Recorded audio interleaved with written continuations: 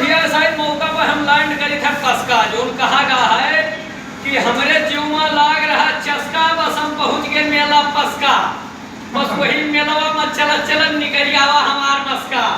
तो आज हम भैया पहुंचा हम पसका। ये हमारे तिवारी जी बहुत प्रिय है, धर्मेंद्र तिवारी जी।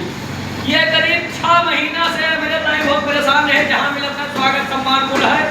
बाकी ये देशराज यादव जी ये जिला पंचायत पद के प्रत्याशी भी हैं और अमरजीत भैया हैं। बाकी जैसे नाम ना ही जाने जैसे क्षमा प्रार्थी हैं।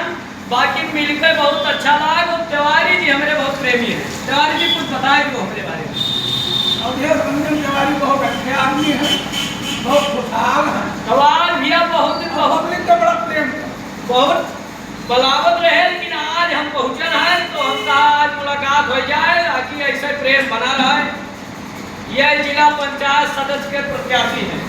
प्रथम द्वितीय तृतीय बोल तृतीय है परसपुर क्षेत्र द्वितीय से हैं ये हमारे देशराज यादव जी।